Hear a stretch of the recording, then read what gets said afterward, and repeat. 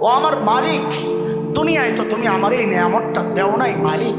ও মালিক, আজকে এই উসিলায় কি আমার আযাবটার একটু কমায়া দেওয়া যায় না মালিক?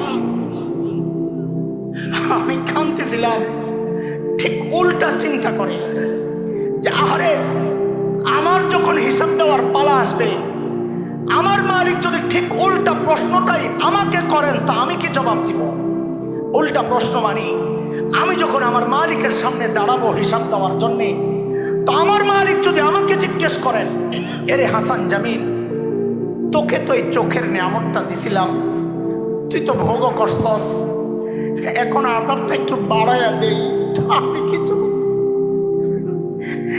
তোকে তো জবানের নিয়ামত দিছিলাম, তুই তো ভোগও করছস,